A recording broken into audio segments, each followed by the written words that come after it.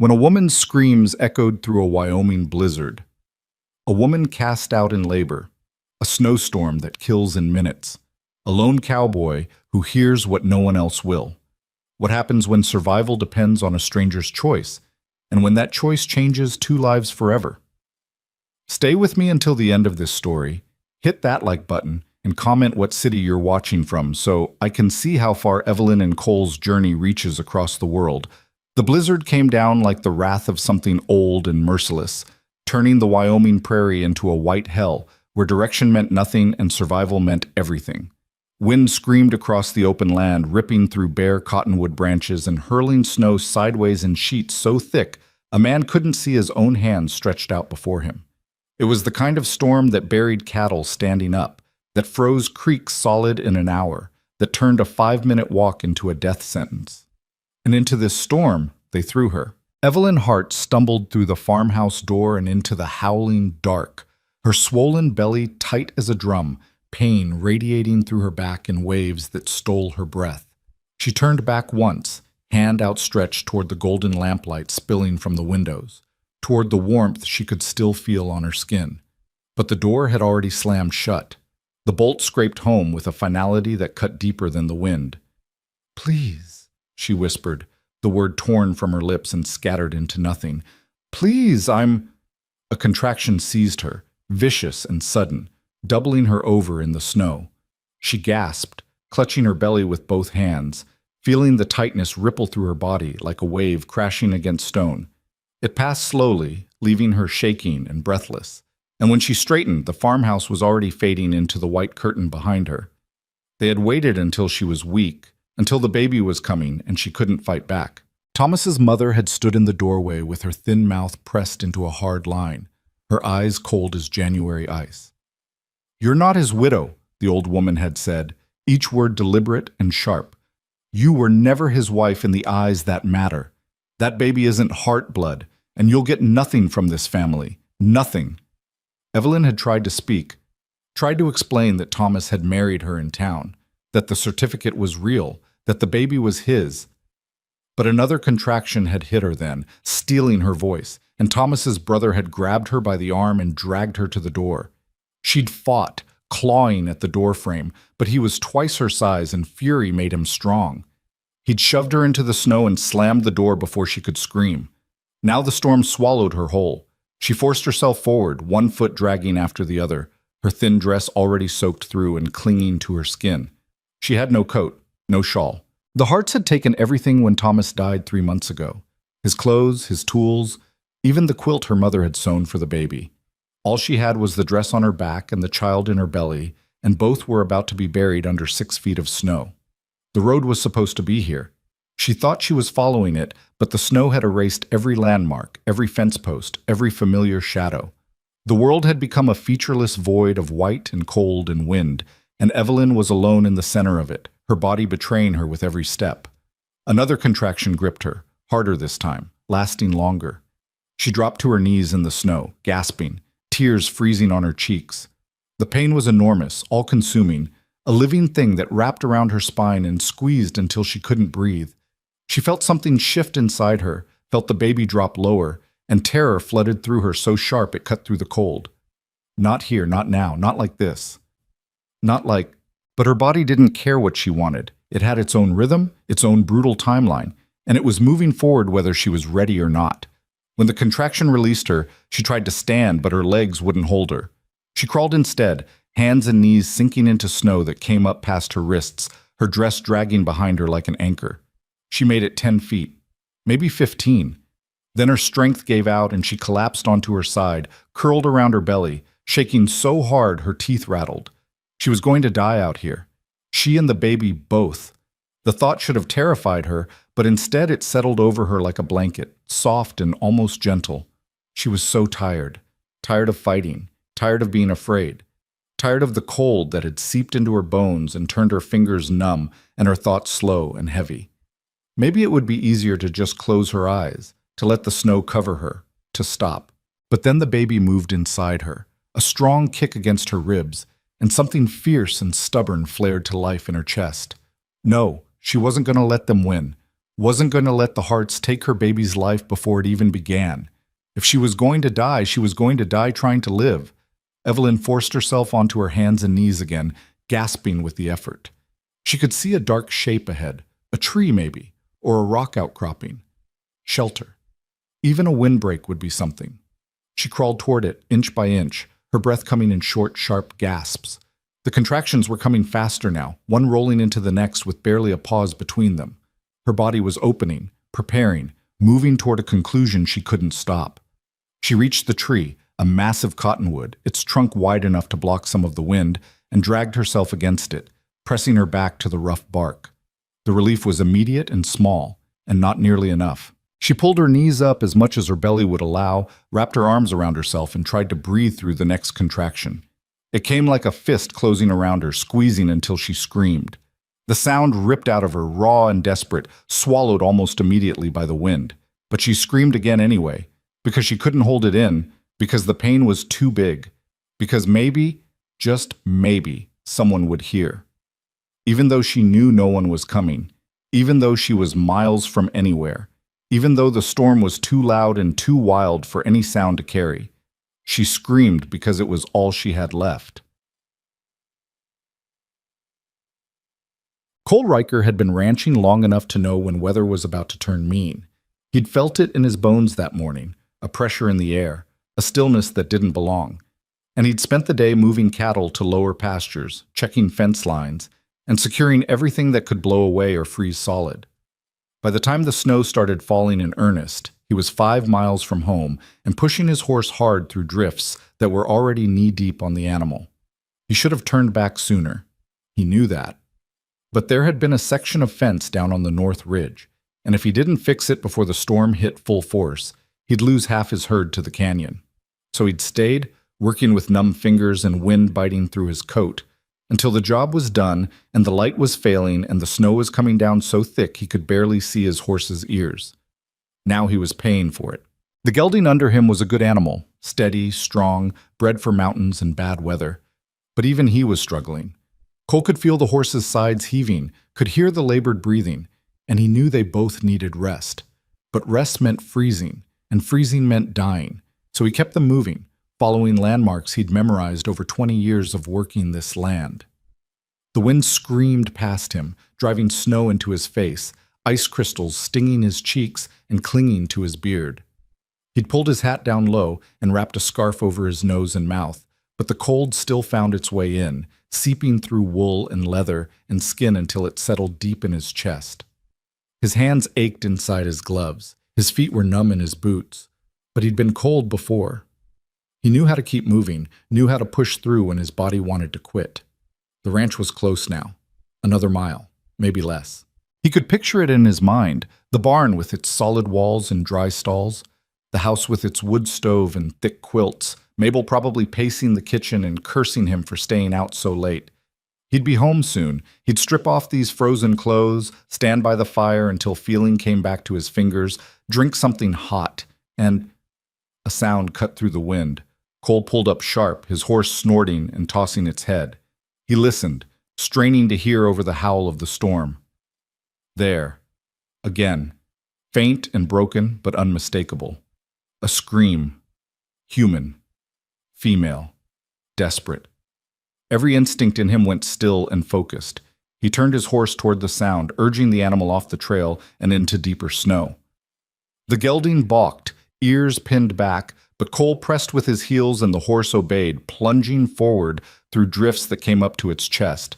The scream came again, closer now, ragged and raw. Cole's heart slammed against his ribs. No one should be out here. No one could survive out here. But someone was, and they were in trouble. And that was all that mattered. He spotted the cottonwood tree first, a dark bulk rising out of the white, and then the shape huddled at its base. Small. Hunched, barely moving. Cole was off his horse before it fully stopped, boots sinking into snow, hands already reaching. He dropped to his knees beside the figure, and his breath caught in his throat. A woman. Young. Soaked through and shaking so hard it looked like seizures. Her lips were blue, her skin pale as death, her eyes half closed and glassy. And her belly, God above, her belly was huge, round and tight under a thin dress that clung to her like a second skin. She was pregnant, far along. Maybe even...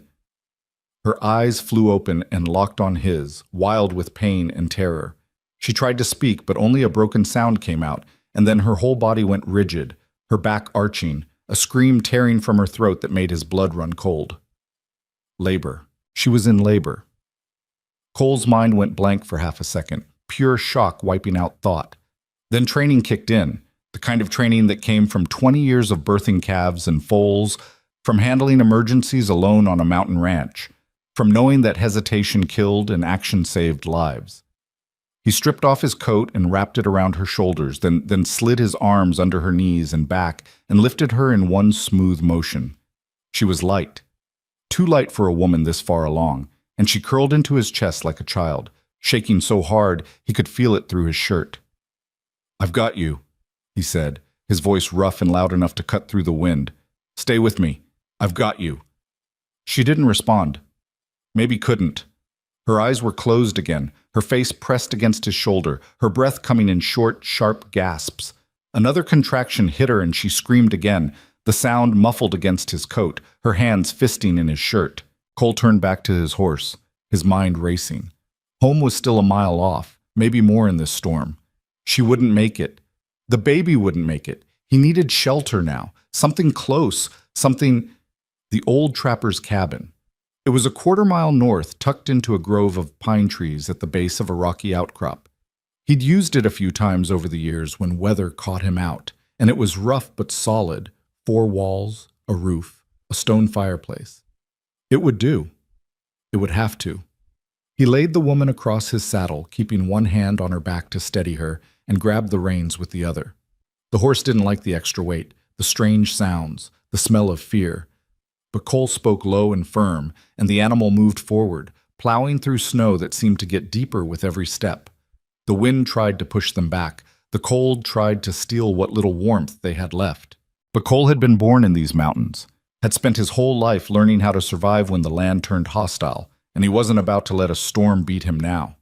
He found the cabin more by memory than sight, the trees rising up around them like sentinels, the small structure appearing out of the white like a miracle.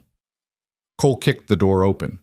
It wasn't locked, never had been, and carried the woman inside, laying her down on the packed dirt floor near the cold fireplace. The cabin was dark and freezing, wind whistling through gaps in the logs. But it was out of the storm, and that was something. Cole moved fast, his hands working on instinct. He dragged his saddlebags inside, pulled out flint and steel and tinder, and had a fire going in under a minute. Flames caught and spread, throwing light and heat into the small space, and he fed it until it roared. Then he turned back to the woman. She was curled on her side, arms wrapped around her belly, her whole body shaking with cold and pain. Her dress was frozen to her skin in places, ice crusted in her hair. Cole grabbed a saddle blanket and laid it over her, then another, then his coat again. He needed to get her warm, needed to stop the shaking before it turned into something worse. But even as he worked, he could see the contractions coming faster, her body going rigid every few minutes, her breathing turning ragged and desperate. This baby was coming whether they were ready or not, and Cole knew, with a sick certainty that settled in his gut like lead, that he was about to deliver a child with nothing but firelight and instinct to guide him. He'd birthed calves in the middle of snowstorms. He'd pulled foals when mares were too weak to push. He'd seen life come into the world in barns and fields, and once in the back of a wagon on a mountain road. But he'd never delivered a human baby. He didn't know if what worked for animals would work for her. He didn't know if he could do this without killing them both. But there was no choice. No time. No help coming. Just him and her and a storm that wanted them dead.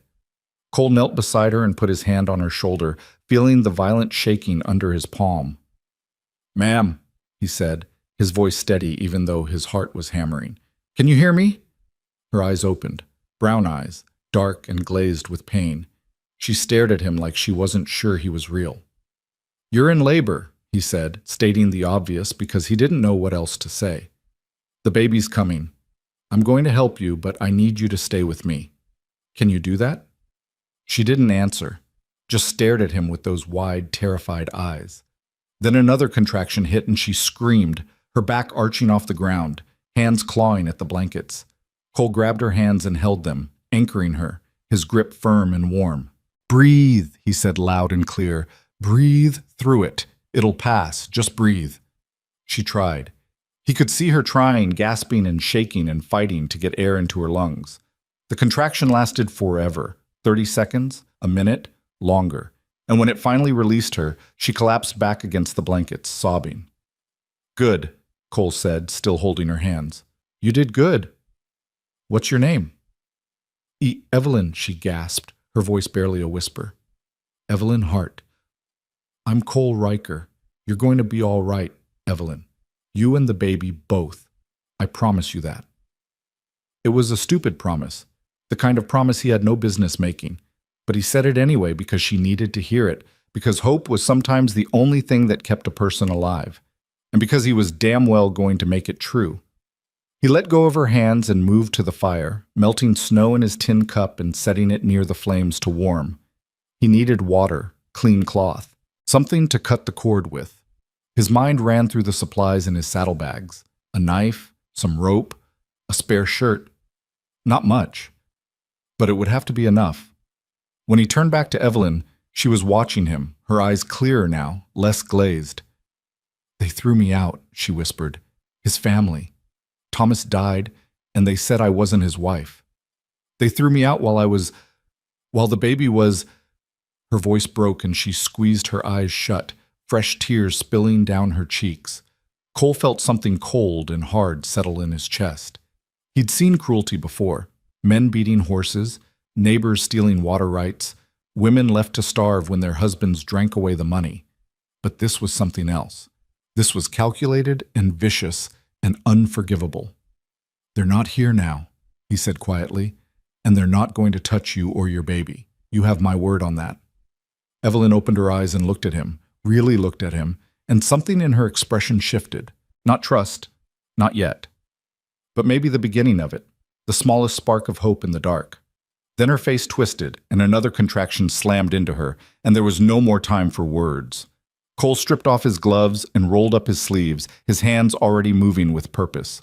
He'd seen animals give birth 100 times. He knew the stages, the signs, the things that could go wrong. He knew when to wait and when to act and when to pray. But animals didn't scream the way Evelyn was screaming, didn't look at him with eyes that held terror and pain and desperation all at once, didn't make him feel like the weight of 2 lives was balanced on his hands, and one wrong move would send them both crashing down. "You're doing good," he told her, keeping his voice calm even though his heart was racing. "Real good. I need you to keep breathing, keep fighting. This baby wants to meet you." Evelyn gasped and nodded, her hands fisting in the blankets.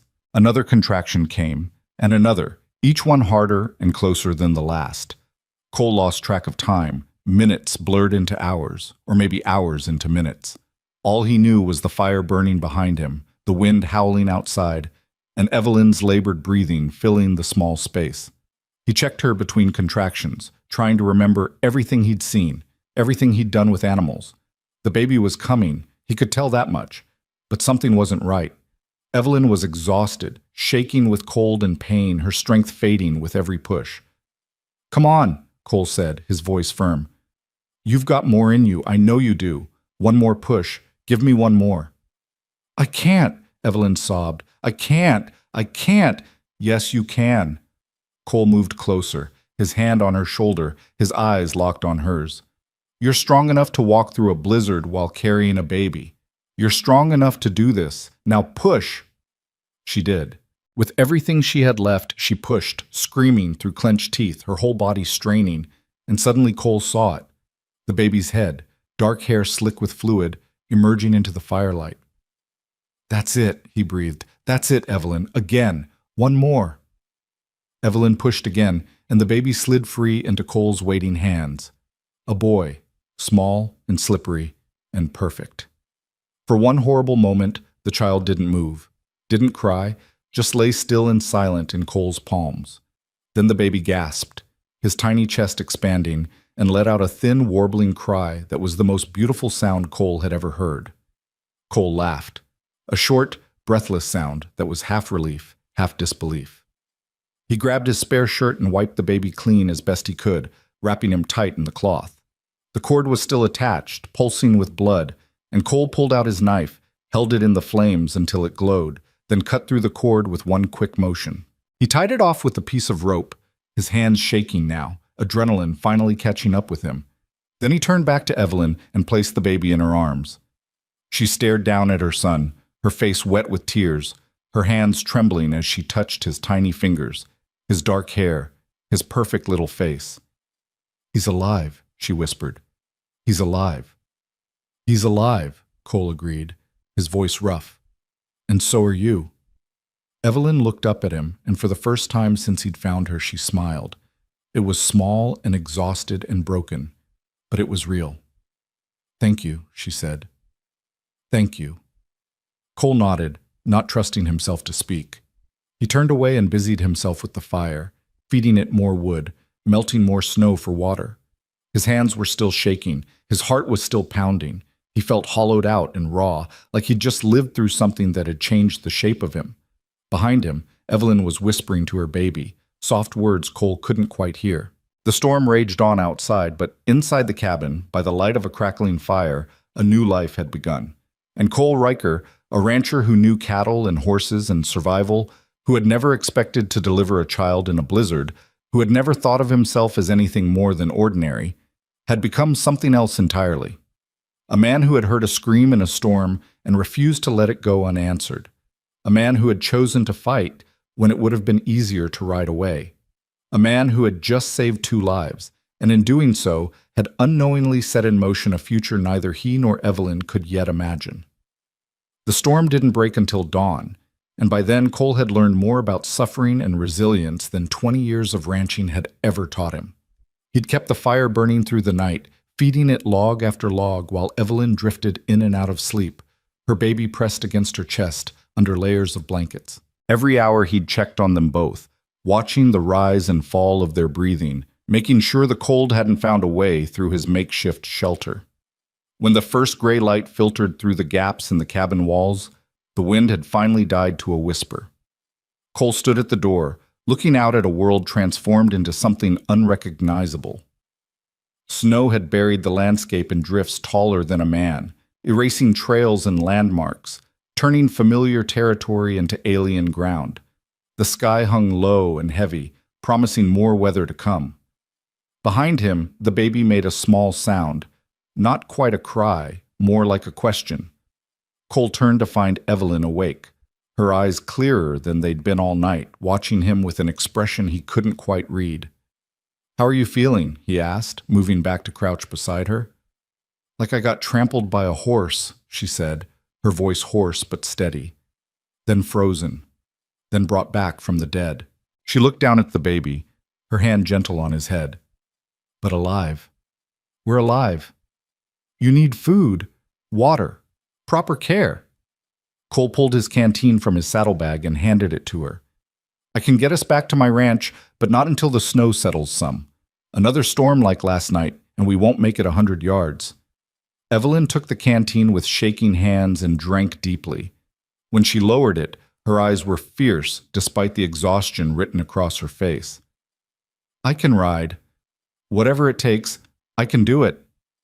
Cole believed her. He'd seen what she was made of in those brutal hours of labor, seen her fight when most people would have surrendered, but belief didn't change facts, and the facts were simple. She'd just given birth in a freezing cabin, she'd lost blood, and she was weak whether she wanted to admit it or not. "We'll wait till noon," he said. "Give the weather a chance to clear and give you a chance to get some strength back." He reached into his saddlebag and pulled out a strip of dried beef and some hardtack. "It's not much, but it'll help." She took the food without argument and ate slowly, mechanically, her attention mostly on the baby. Cole watched her for a moment, taking in details he'd been too focused to notice in the chaos of the night. She was young, early 20s maybe, with dark hair that hung in tangled waves around her face and eyes that had seen too much grief for someone her age. Her hands were rough, calloused from work, and there was a thinness to her frame that spoke of months of not eating enough.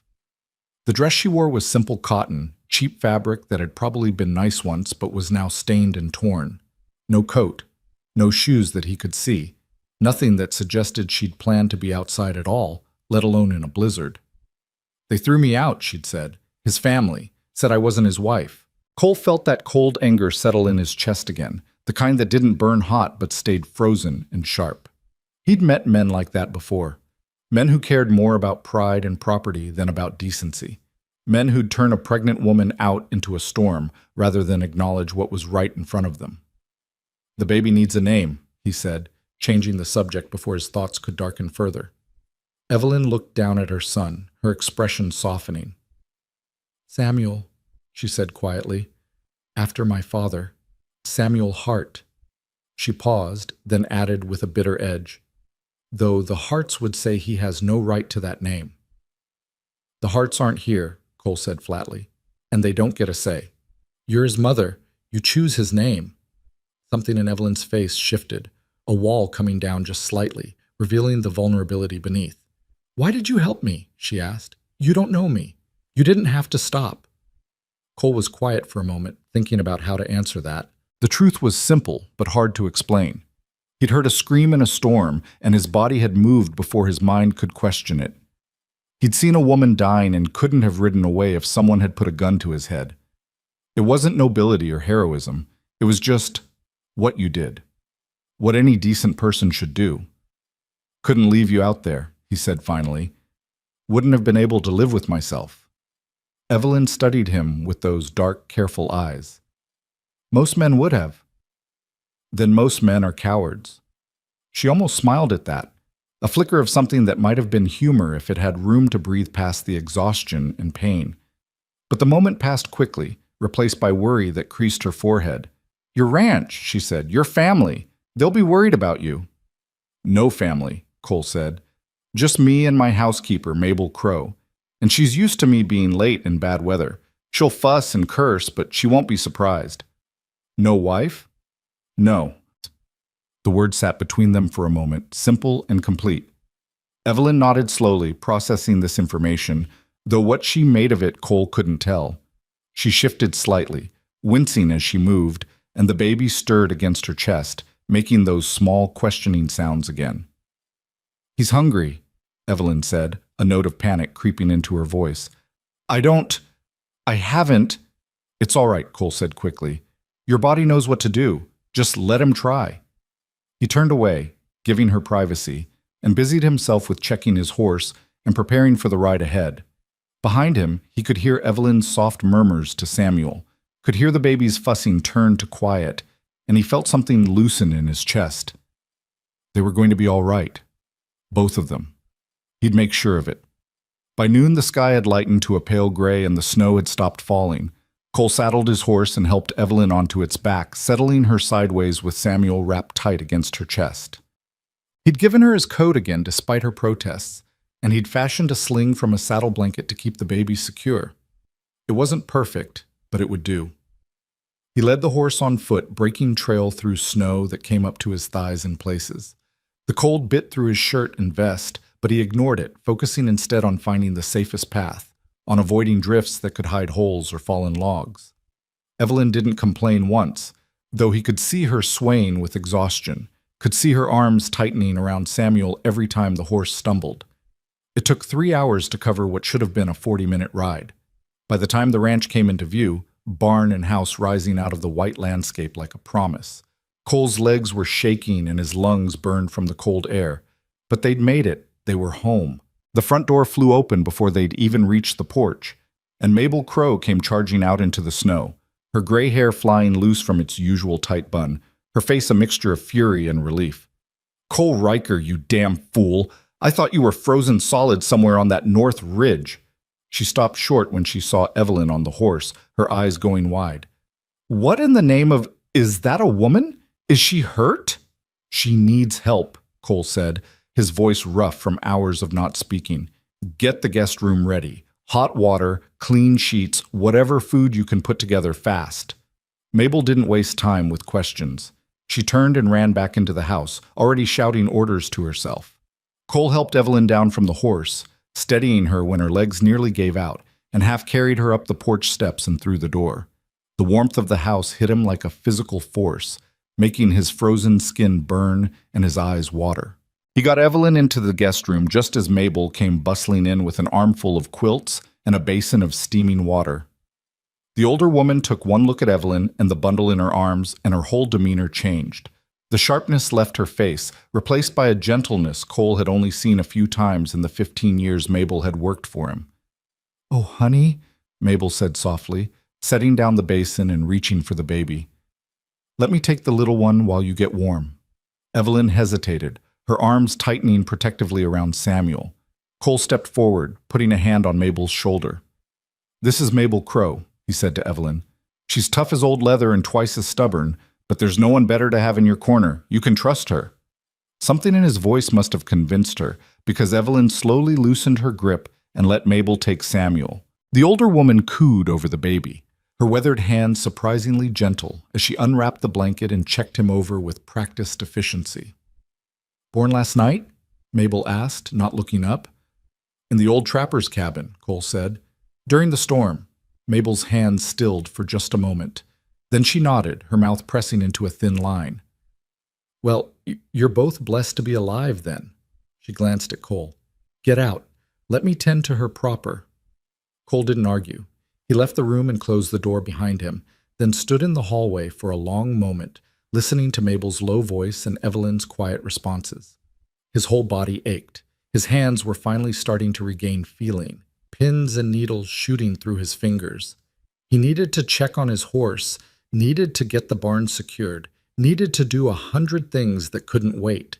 But first he needed to stand here and let it sink in that they'd survived, that Evelyn and Samuel were safe, that the worst was over, or so he thought. 2 days passed in a blur of quiet routine. Evelyn stayed in the guest room, sleeping more than she was awake, while Mabel fussed over her with soup and tea and stern lectures about taking care of herself. Samuel slept and ate and occasionally cried, and the sound of a baby in the house was strange and jarring and somehow right all at once. Cole kept himself busy with ranch work, though he found himself checking on the guest room more often than necessary, just making sure they had enough firewood, he told himself, just making sure Mabel didn't need anything. But the truth was harder to ignore. He couldn't stop thinking about Evelyn's face in the firelight, couldn't stop hearing the sound of Samuel's first cry, couldn't stop feeling the weight of that moment when he'd held a new life in his hands and refused to let it slip away. On the third day, Evelyn appeared in the kitchen doorway while Cole was eating breakfast. She was wearing one of Mabel's old dresses, her hair pulled back in a simple braid, and there was color in her cheeks that hadn't been there before. Samuel was asleep in her arms, wrapped in a quilt Mabel had dug out of storage. "You're up," Cole said, setting down his coffee cup. "I needed to thank you properly," Evelyn said. She crossed the room and sat down across from him, settling Samuel carefully in her lap. "For what you did. For saving us. I don't have words big enough for it. You don't owe me thanks. I owe you everything." Her voice was steady, but her eyes were bright with emotion. "You could have ridden past. You could have left us in that cabin, but you didn't. You brought us here. You've given us shelter and food and safety, and She stopped, swallowing hard. "I won't forget it. Ever." Cole shifted in his chair, uncomfortable with the weight of her gratitude. "What are your plans?" he asked, changing the subject. "Do you have family somewhere? People who'll take you in?" Evelyn's expression closed off, that wall coming back up. "No," she said quietly. "My parents died when I was 16. Thomas was all I had, and when he died, his family made it clear I wasn't welcome. I have nowhere to go." "What about the law? They can't just throw you out if you were legally married." "They burned the marriage certificate." Evelyn's voice was flat, matter of fact. "Thomas and I married in town, but he kept the papers at the farmhouse. After he died, I asked for them, and his mother said they'd been destroyed. Said there was no proof we were ever wed, that I was just some woman he'd taken pity on. The town clerk might have records, but—" She trailed off, shaking her head. "The Harts have money, influence. Who's going to believe me over them?" Cole felt that cold anger stir again, sharper this time. "You're telling me they stole your husband's property and threw you out with nothing?" "That's exactly what I'm telling you." "And the sheriff?" The court? Evelyn laughed, a bitter sound with no humor in it. The sheriff is James Hart's hunting partner. The judge is his second cousin. I learned real quick that justice isn't for people like me. She looked down at Samuel, her hand gentle on his head. All I want now is to keep my son safe. Everything else can burn for all I care.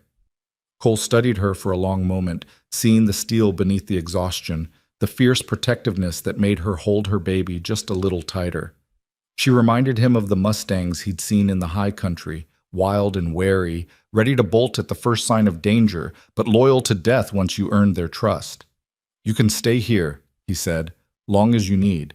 Mabel can always use help around the house, and Lord knows I'm useless at anything domestic.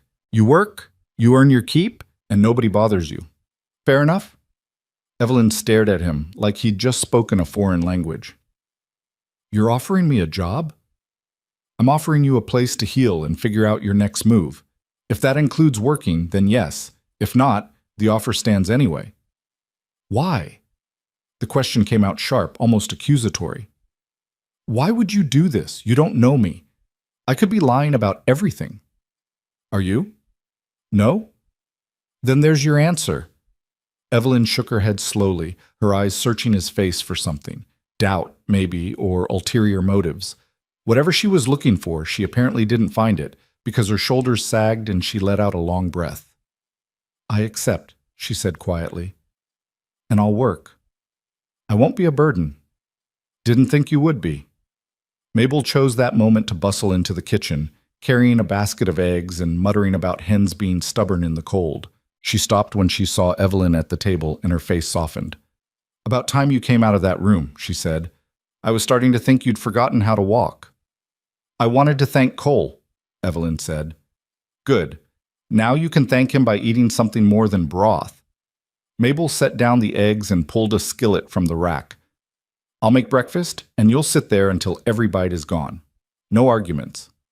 Evelyn looked at Cole, something like amusement flickering across her face. She always this bossy? Always, Cole confirmed.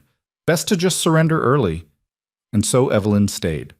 The days fell into a rhythm that felt both strange and natural. Evelyn took over the kitchen work, insisting on earning her place despite Mabel's protests that she should be resting. She learned where things were kept, how Cole liked his coffee, which of Mabel's recipes were safe to modify and which were sacred. Samuel grew stronger, his cries louder and more insistent, and the sound of him became part of the ranch's background noise along with the wind and the cattle and the creak of old wood settling. Cole found himself adjusting to their presence in ways he hadn't expected. He started coming in for lunch instead of eating in the barn. He began washing up before dinner without being asked. He caught himself listening for Samuel's cries in the night, ready to help if Evelyn needed it, though she never called for him. And he watched Evelyn herself change as the days passed. The haunted look faded from her eyes. The tightness in her shoulders eased. She smiled more. Small smiles at first, barely there, but real. She laughed at something Mabel said one afternoon, a genuine sound that filled the kitchen with warmth, and Cole realized with a start that he'd been waiting to hear it. But beneath the healing, there was still fear. He could see it in the way she tensed whenever hoofbeats sounded on the road, in the way she kept Samuel close at all times, never letting him out of her sight, in the way she'd sometimes stand at the window staring out at the snow-covered landscape like she was waiting for something terrible to appear on the horizon. 3 weeks after the blizzard, that something came.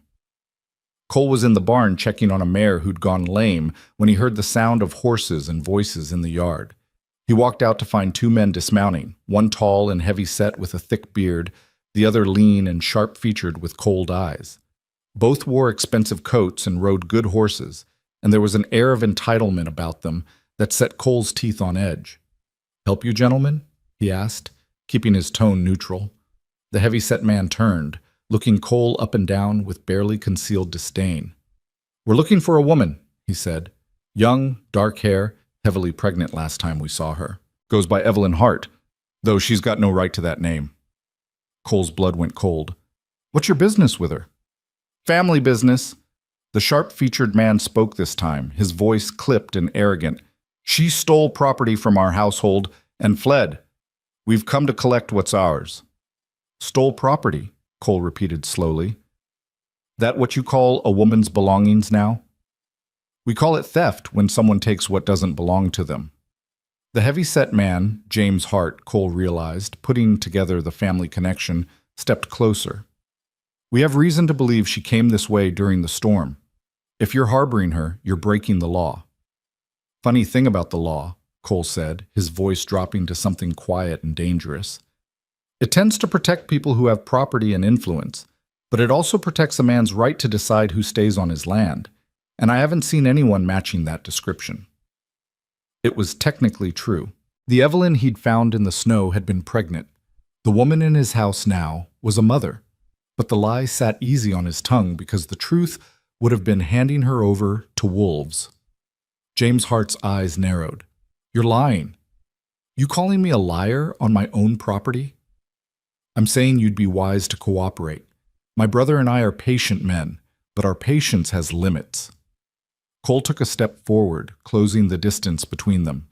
He was half a head taller than James and broader through the shoulders, and he used that size now, letting these men see exactly what they'd be dealing with if they pushed.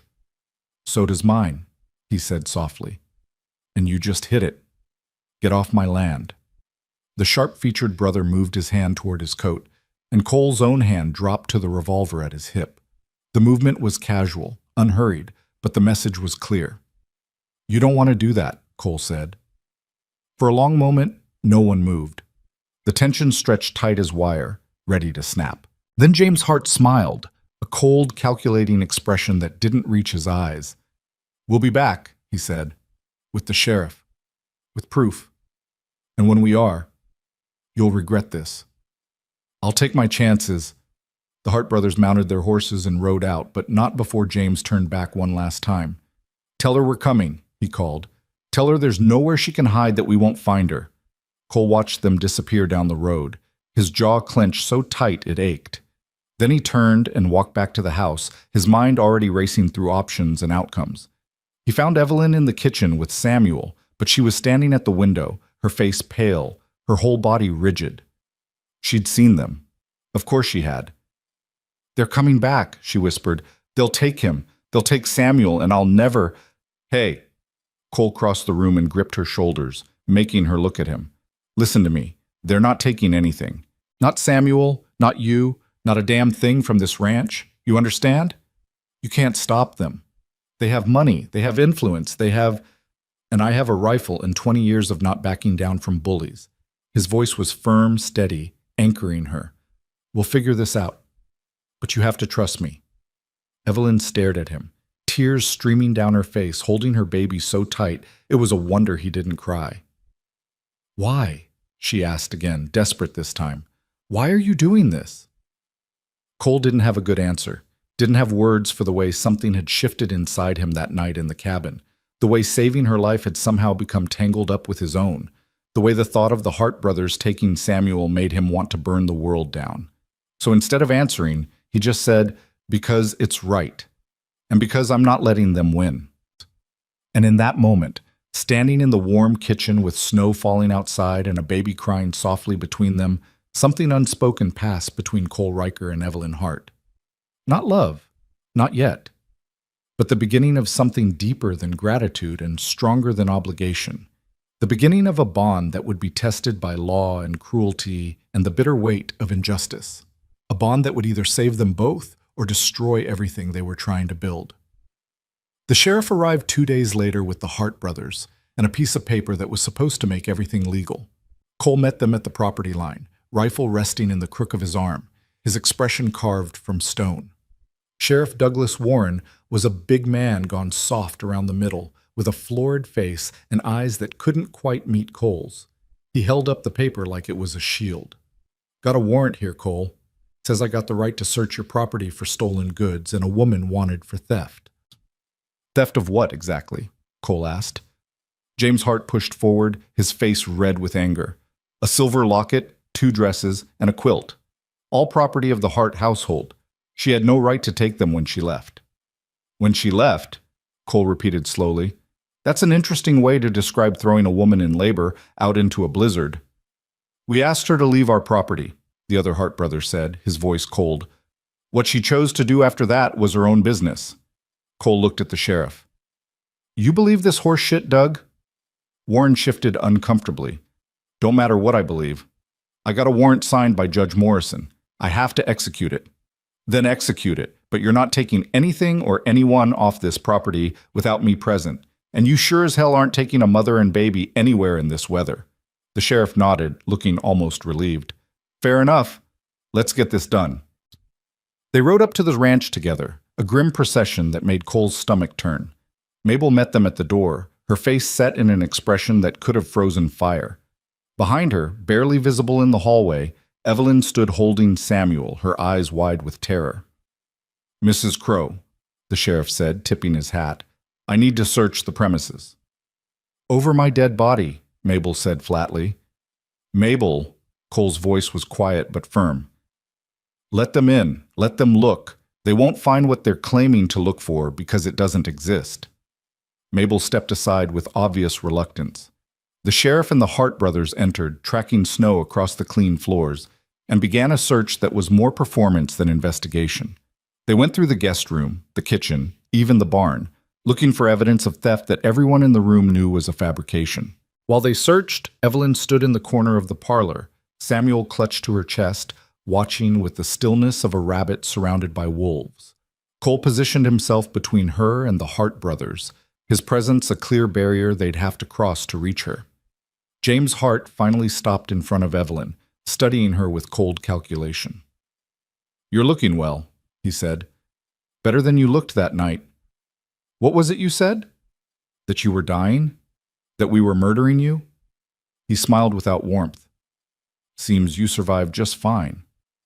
No thanks to you, Evelyn said, her voice shaking but defiant. We offered you charity, a place to stay until the baby was born. But you insisted on claiming rights you didn't have, property that wasn't yours. James gestured at Samuel. That child is Hart blood. He deserves to be raised in a proper household, not by a woman with no means and questionable morals. Something snapped in Cole's chest. He stepped forward, putting himself directly in James Hart's space, close enough that the other man had to tilt his head back to meet his eyes. Say one more word about her morals, Cole said very quietly, and I will throw you through that window, warrant or no warrant. The sheriff moved between them, hands raised. All right, that's enough. We've searched the property and found nothing. The warrant's been executed. We're leaving. Not without what we came for, the other Hart brother said. She's here. She admitted it. That's enough for what? Mabel cut in, her voice sharp as a blade. For you to drag a woman and a 3-week-old baby out into the cold based on accusations you can't prove? On theft charges for items you can't even prove existed? She turned to the sheriff. Doug Warren, I've known you since you were in short pants. Your mother would be ashamed of you right now. Warren's face went even redder. I'm just doing my job, Mabel.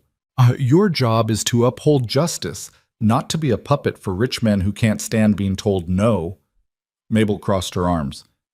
Now, unless you plan to arrest everyone in this house, I suggest you take these gentlemen and leave.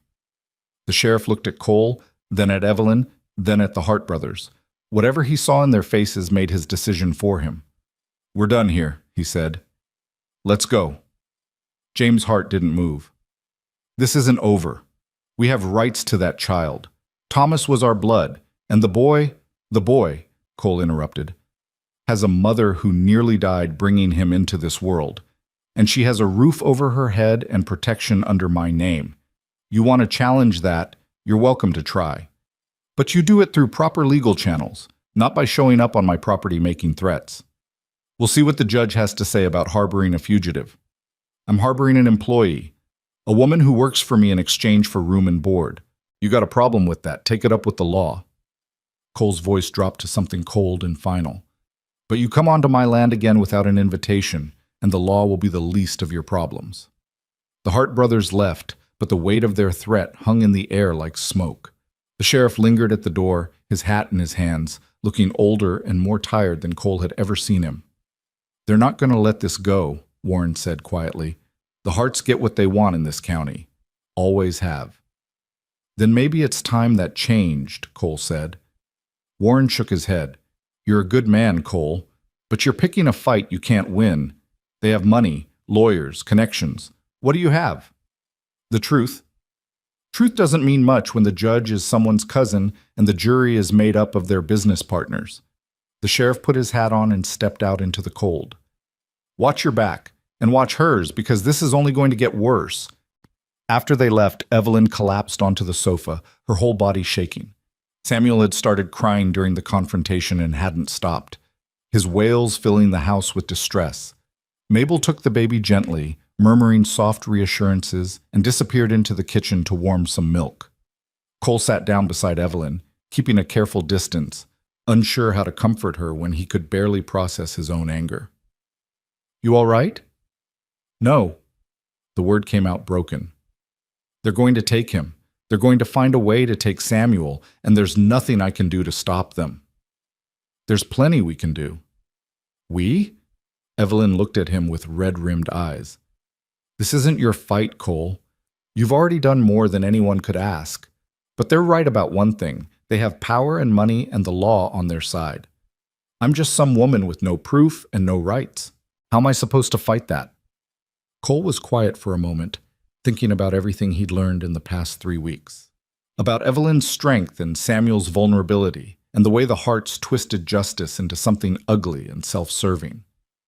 An idea had been forming in the back of his mind since the brothers had first showed up, an idea that was probably crazy and definitely complicated, but might be the only way to protect what mattered. There is a way, he said slowly, a legal way that would give you rights they couldn't challenge. What way? Marry me. The words hung between them, stark and strange. Evelyn stared at him like he'd lost his mind, her mouth opening and closing without sound. Even Cole wasn't sure where the words had come from, but now that they were out, he realized they made a terrible kind of sense. Marry you, Evelyn repeated faintly. You want me to marry you. Not want. I'm offering you a solution. Cole turned to face her fully, his voice steady and practical. If you're my wife, you have legal protection. The Harts can't touch you or Samuel without going through me first, and they can't claim the boy if he's part of my household, raised under my name. That's insane. Maybe, but it would work. Evelyn shook her head, standing up and pacing across the room. You don't even know me. We've barely spoken more than a dozen words that weren't about survival or ranch work, and you want to marry me? To tie yourself to my problems for the rest of your life? I want to make sure you and Samuel are safe. This is how I can do that. By sacrificing your own future? By taking on a wife and child you never asked for? Evelyn's voice rose, edged with hysteria. What about what you want? What about finding someone you actually care about, having a real family? I'm 38 years old, Cole said quietly. If I was going to find someone, I would have by now. The ranch keeps me busy. I don't need more than that. Everyone needs more than that. Maybe, but that's my choice to make. Cole stood and crossed to her, stopping a few feet away. Listen to me.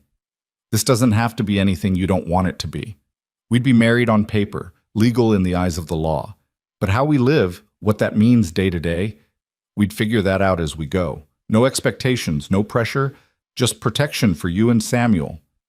Evelyn wrapped her arms around herself, looking suddenly very young and very lost. Why would you do this? Give up your freedom, your chance at a real marriage for people you barely know. Because the night I found you in that storm, you became my responsibility, and I don't walk away from my responsibilities.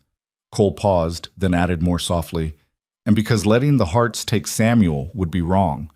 I can't stand by and let that happen when I have the power to stop it. Tears spilled down Evelyn's cheeks. You're a good man, Cole Riker, better than I deserve. You deserve a hell of a lot better than what you've gotten. But this is what I can offer. It's up to you whether you take it.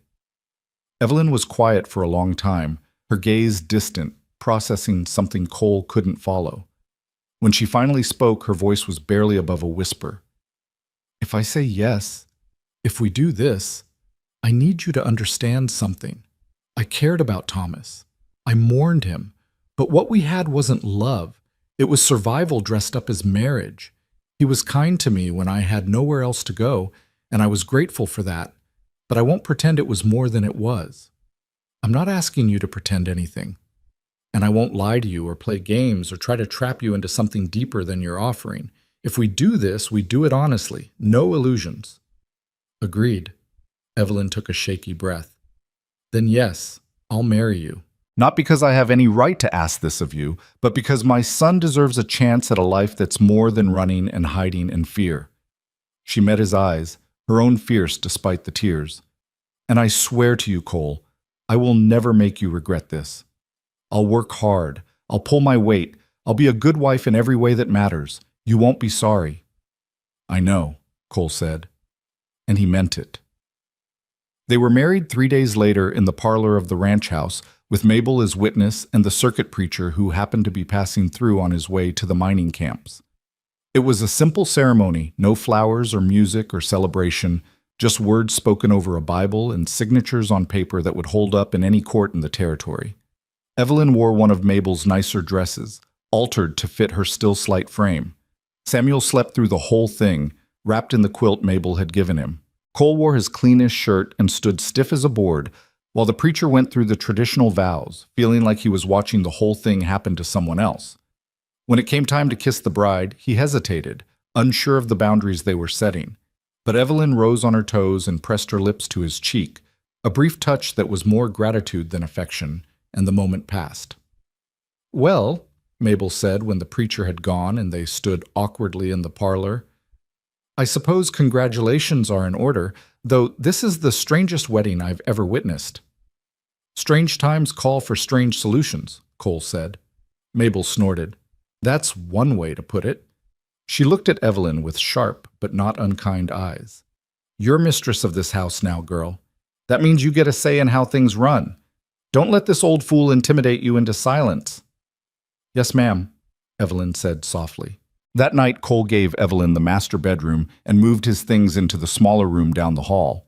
She'd protested, said he shouldn't give up his own bed, but he'd insisted. The room had been his parents' once, then his alone after they'd passed, and it felt right somehow to have her there with Samuel, like he was giving them something solid and permanent, a foundation they could build on. He lay awake for hours that first night, listening to the unfamiliar sounds of a baby in the house, of Evelyn's soft footsteps as she walked Samuel through a bout of crying. The ranch had been quiet for so long, just him and Mabel and the rhythms of work and weather. Now everything felt different, charged, like the whole place was holding its breath, waiting to see what came next. The Hart brothers came back exactly 1 week after the wedding, this time with a lawyer in tow. Cole met them at the door, Evelyn standing just behind him, her left hand prominently displaying the simple gold band he'd placed there during the ceremony. Mrs. Riker, James Hart said, his voice dripping with false courtesy. How lovely to see you looking so well.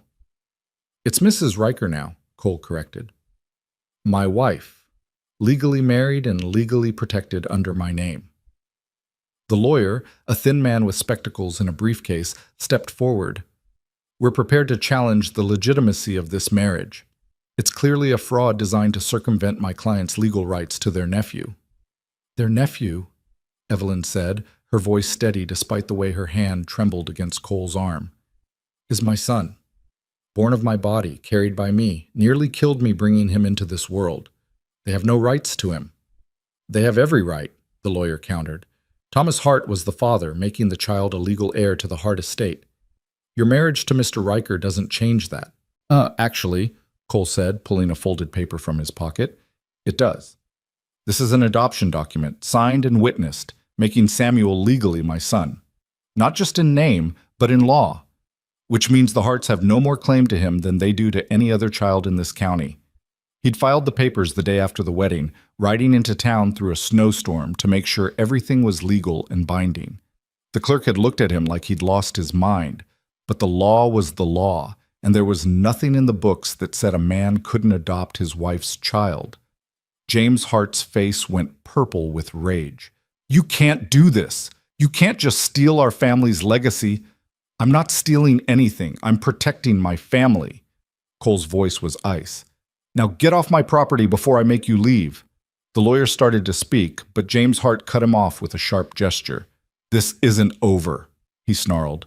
We'll take this to every court in the territory if we have to. We'll prove this marriage is a sham, that you're conspiring to defraud us of our rights. And when we do, we'll take that boy and you'll never see him again." "Try it," Cole said. "But while you're wasting your money on lawyers and judges, Samuel's going to be right here, growing up safe and loved and protected. And every day that passes, he becomes more mine and less yours." They left in a fury of threats and promises, but Cole knew it wasn't finished. The Harts had tasted defeat, and it had only made them more determined. They'd be back with more lawyers, more warrants, more ways to twist the law into a weapon. But for now, Samuel was safe. Evelyn was safe. And Cole had made them a promise he intended to keep, no matter what it cost him. Over the following weeks, something unexpected began to happen. The marriage that had started as a legal convenience slowly began to take on weight and substance. Cole and Evelyn fell into routines that felt less like strangers cohabiting and more like partners building something together. She learned how he took his coffee and had it ready when he came in from morning chores. He learned when Samuel's fussy periods were and made himself scarce so she could tend to the baby without an audience. They talked more, cautious conversations at first, feeling out the boundaries of their arrangement. Evelyn told him about growing up in a sodbuster's cabin in Nebraska, about losing her parents to fever, about the loneliness that had made Thomas's proposal seem like salvation instead of the trap it had turned out to be. Cole shared stories about building the ranch from nothing, about the hard years and the good ones, about the satisfaction of creating something that would outlast him. Mabel watched it all with shrewd eyes and kept her opinions to herself, though sometimes Cole caught her smiling when she thought no one was looking. Samuel grew, changing almost daily in the way babies do. His eyes cleared to a deep brown like his mother's.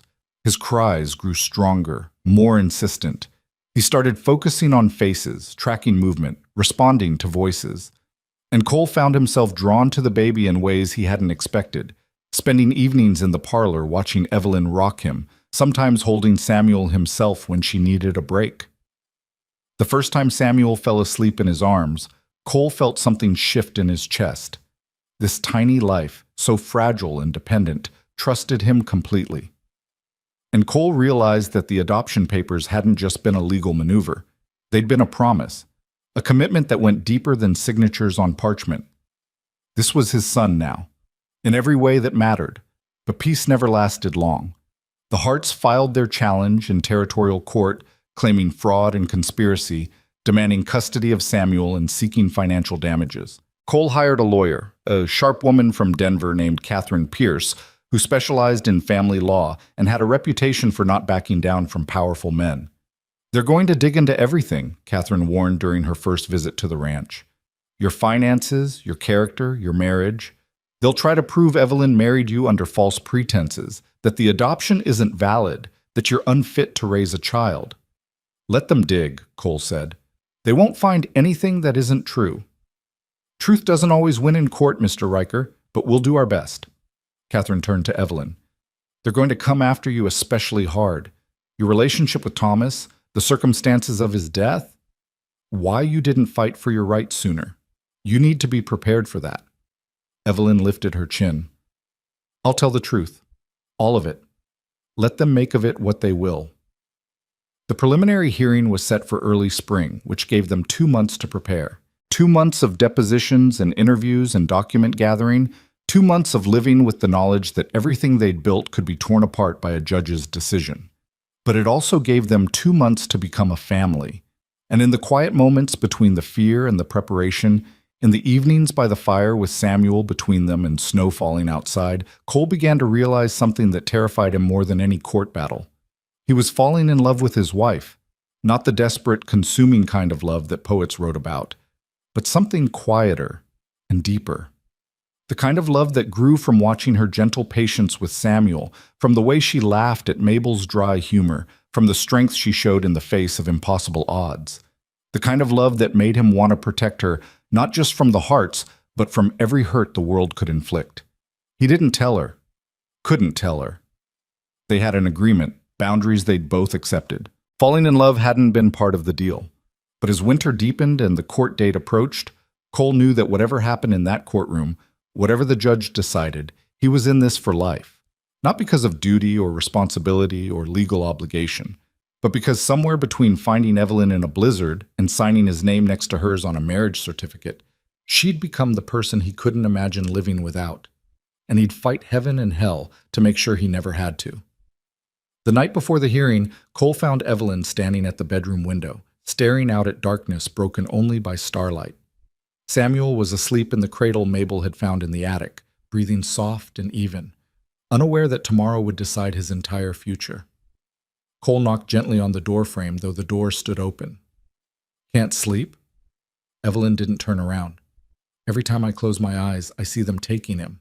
See myself screaming and fighting and it not mattering because the law says he belongs to them." Her voice was tight, controlled, but he could hear the terror underneath. "How am I supposed to sleep knowing that tomorrow a stranger in a robe gets to decide whether I keep my son?" Cole stepped into the room, maintaining the careful distance they'd preserved for 2 months of marriage. "Catherine's good at what she does. She thinks we have a strong case. She also said truth doesn't always win." Evelyn finally turned to face him, and in the lamplight he could see the exhaustion written across her features. Dark circles shadowed her eyes. Her hands twisted together at her waist. What if it's not enough? What if the judge is friends with the Harts or owes them money or just decides that a rich family is better than a rancher and his convenient wife? Then we appeal. We fight. We don't stop fighting until... Until what? Evelyn's voice cracked. Until we run out of money? Until they find some law or loophole we didn't know about? Cole, they have everything. All I have is you, and I have no right to ask you to keep sacrificing for a battle that might be impossible to win. Cole closed the distance between them in 3 strides, taking her shoulders in his hands, making her look at him. "You're not asking. I'm choosing. There's a difference." His voice was firm, steady, the same tone he used to calm spooked horses. "I made you a promise the day we married. That promise didn't come with conditions or time limits. It's not about what's convenient or easy. It's about what's right." Tears spilled down Evelyn's cheeks. "I'm so scared," she whispered. "I've never been this scared, not even that night in the storm. At least then I didn't know what I had to lose." Without thinking, Cole pulled her into his arms, and she came willingly, pressing her face against his chest and finally letting herself break. She cried quietly, her whole body shaking, while he held her and said nothing because there were no words that could make this better. All he could offer was the solid presence of someone who wouldn't let go. When the storm passed, Evelyn pulled back slightly, wiping at her eyes with the back of her hand. "I'm sorry. I'm supposed to be strong." "You are strong. But even strong people need to break sometimes." Cole brushed a strand of hair away from her face, the gesture more intimate than he'd intended. "Tomorrow you go in there and you tell the truth. You tell them about Thomas, about the Harts, about that night. You let them see exactly who you are and what you've survived. And no matter what happens, you remember that Samuel has 2 parents who love him. They can't take that away with any verdict." Evelyn searched his face, her expression something between wonder and confusion. "You really mean that, don't you? About loving him?" "I do. He's not yours, not by blood. Blood doesn't make a father. Being there does, protecting him does, choosing him every single day does." Cole's voice roughened with emotion he'd been holding back for weeks. "That boy is mine, Evelyn, in every way that counts, and I'll be damned if I let anyone take him from us." The word hung in the air between them. Us, not you, not just for legal protection. Us, like they were a unit, a team, something real and solid that existed beyond paper and convenience. Evelyn's breath caught. "Cole," but whatever she'd been about to say was interrupted by Samuel stirring in his cradle, making the small fussing sounds that meant he'd be hungry soon. The moment broke, and Evelyn stepped away to tend to her son, leaving Cole standing there wondering if he'd said too much or not enough. He left her to the nighttime feeding and went back to his own room, but sleep didn't come any easier than it had for Evelyn. He lay awake thinking about courtrooms and judges and all the ways tomorrow could go wrong, thinking about Evelyn's tears and the way she'd fit against him like she belonged there, thinking about Samuel and the fierce protectiveness that rose in him every time he looked at that baby. Somewhere in the darkest hours before dawn, Cole made a decision. If the court ruled against them, if they tried to take Samuel, he'd fight. Not with words or lawyers or legal appeals. He'd take Evelyn and the baby and disappear into the mountains, live in some cabin where the law couldn't reach them, start over under different names in a different territory. He'd give up everything he'd built, if that's what it took to keep his family together. The realization should have shocked him. Instead, it settled over him like certainty, solid and unshakable. He'd found his line in the sand, the thing he wouldn't compromise on no matter the cost. And God help anyone who tried to cross it. They rode into town in the wagon, all three of them dressed in their best clothes, presenting themselves as exactly what they were. A family. Evelyn wore a dark blue dress that Mabel had helped her alter, her hair pinned up in a style that made her look older, more settled. Samuel was bundled against the March cold in a thick blanket, quiet and watchful. Cole wore the suit he'd been married in, stiff and uncomfortable but proper. The courthouse was a two-story building at the center of town, imposing and official with its tall windows and carved stone. People gathered on the steps and whispered as the Rikers passed, their eyes following Evelyn with a mixture of curiosity and judgment. Cole kept his hand on the small of her back, a clear statement of support and possession that dared anyone to comment. Catherine Pierce met them in the hallway outside the courtroom, her expression professionally neutral. The Harts are here with their full legal team. Judge Morrison is presiding. I won't lie to you. He's presided over cases involving the Hart family before and ruled in their favor, but he's also known for following the letter of the law, which works in our favor if we can prove everything was done correctly. And if we can't? Evelyn asked quietly. Then we appeal to the Territorial Supreme Court. But let's not borrow trouble. Catherine's gaze softened slightly. You doing all right? Evelyn nodded, though her face was pale as parchment. I'll do what needs to be done. The courtroom was smaller than Cole had expected, just a dozen benches and a raised platform where the judge would sit. The Hart brothers were already seated with their lawyers, three men in expensive suits who looked like they'd never worked an honest day in their lives. James Hart caught Cole's eye and smiled, cold and confident, like he'd already won. Judge Morrison entered and everyone stood, then settled again as he arranged papers on his desk. He was an older man, gray-haired and stern-faced, with eyes that gave nothing away. We're here regarding the petition of James and William Hart to nullify the adoption of one Samuel Hart by Cole Riker and to grant custody of said minor to the petitioners. Mr. Blackwell, you may proceed. The Hart's lead lawyer stood, buttoning his jacket with practiced precision. Your Honor, this case is straightforward. The child in question is the biological son of Thomas Hart, deceased, making him the legal heir to the Hart family estate and bloodline. The adoption by Mr. Riker was fraudulent, undertaken as part of a conspiracy to deny my clients their rightful access to their nephew. We have evidence that the marriage between Mr. Riker and the defendant was a sham, created solely to circumvent legitimate custody claims. Evidence? Judge Morrison asked. The marriage occurred mere weeks after the defendant arrived at Mr. Riker's ranch. There was no courtship, no prior relationship, no foundation for a legitimate union. It was clearly a business arrangement designed to exploit legal loopholes. Catherine stood smoothly. Your Honor, the timing of the marriage is irrelevant to its legitimacy.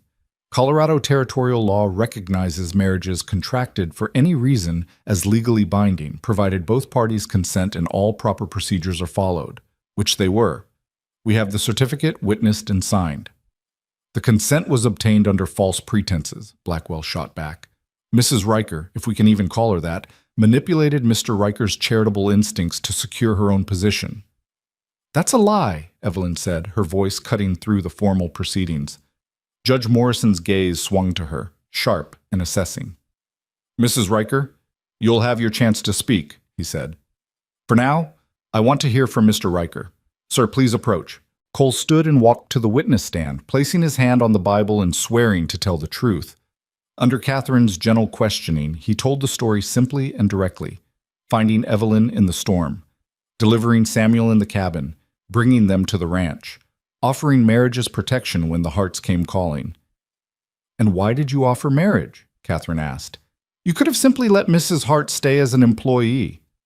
Because I knew the Harts would keep coming, keep making claims, keep trying to take the boy. Cole looked directly at the judge.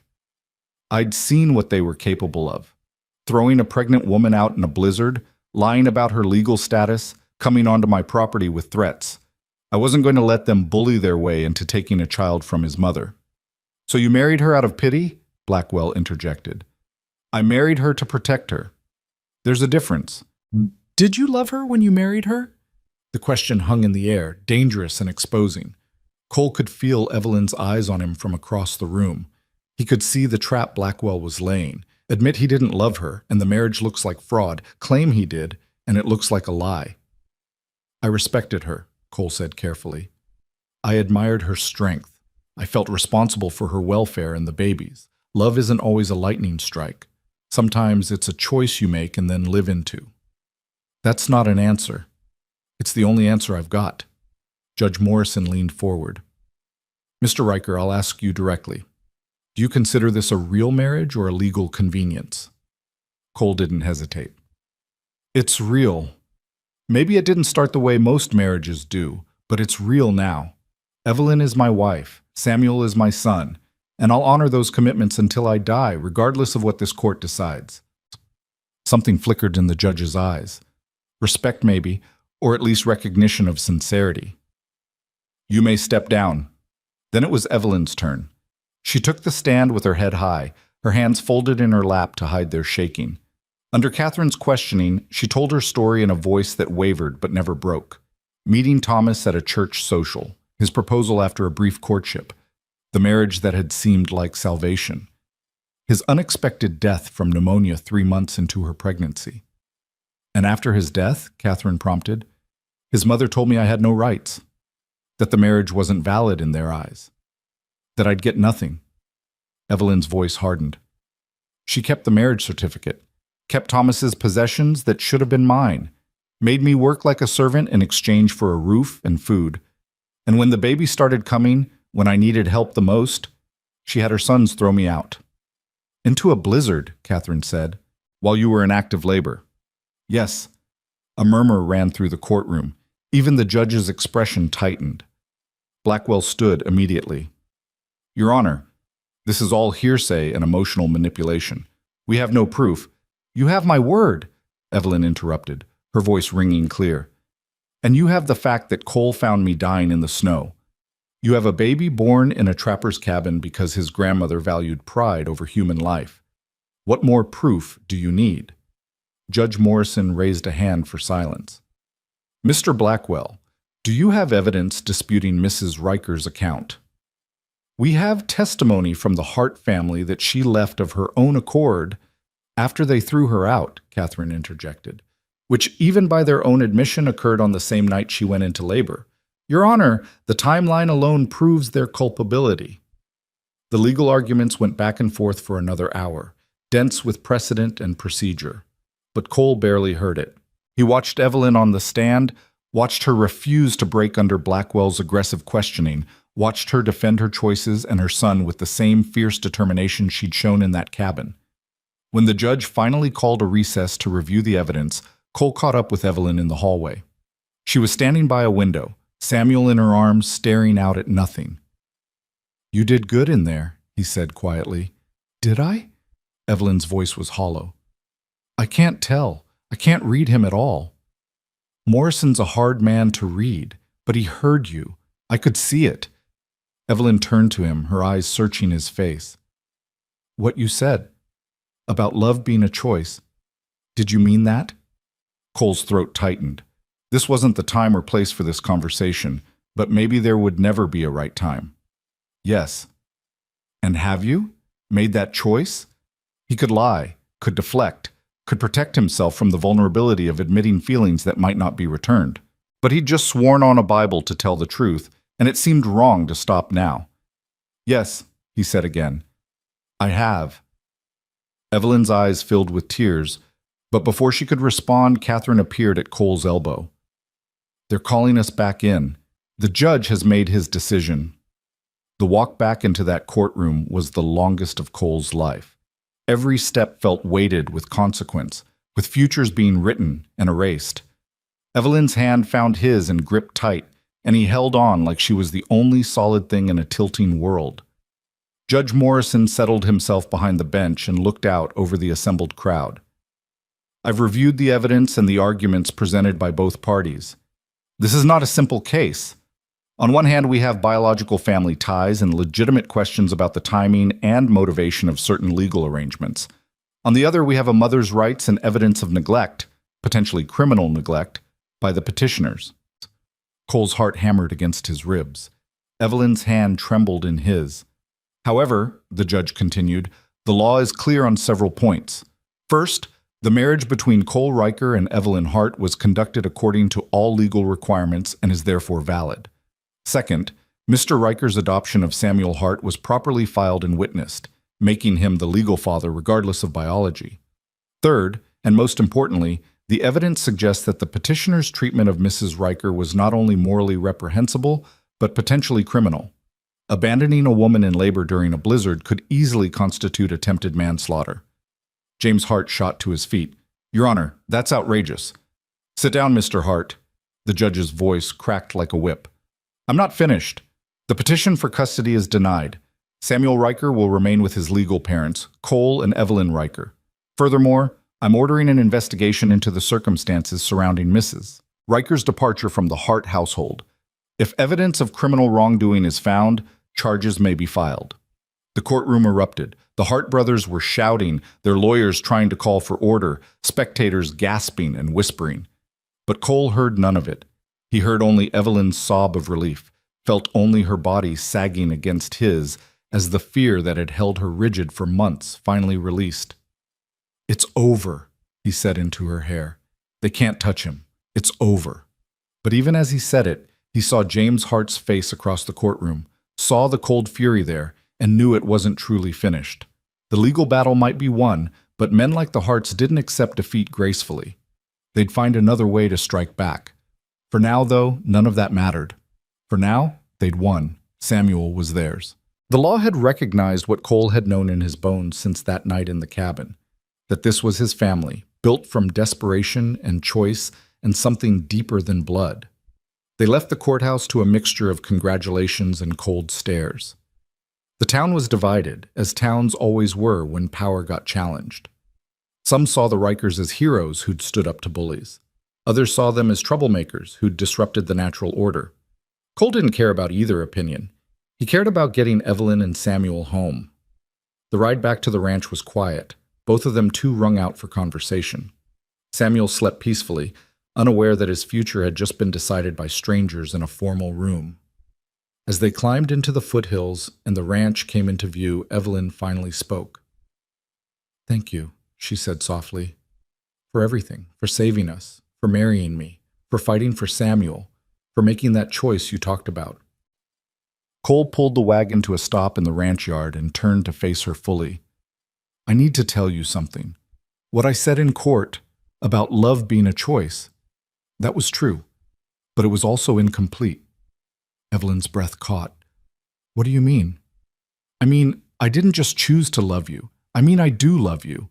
Not because it's convenient or expected or part of our arrangement, but because you're brave and stubborn and you refuse to break even when the whole world is trying to crush you. Because you make this ranch feel like a home instead of just a place I work. Because when I think about the future, I can't imagine it without you in it." Tears spilled down Evelyn's cheeks. "Cole, you don't have to say anything. I know that's not what you signed up for, but I needed you to know. Whatever happens from here, whatever our marriage becomes, you should know that for me it's real, completely real." Evelyn set Samuel carefully in his basket, then turned back to Cole and took his face in her hands. "You impossible, wonderful man, do you really think I haven't noticed? That I haven't felt the same thing growing between us?" Cole's heart stuttered. "You, what?" "I love you too, you stubborn rancher. I've been falling in love with you since the day you gave me your bedroom and moved into that small room without a second thought. Since the first time you held Samuel and looked at him like he hung the moon.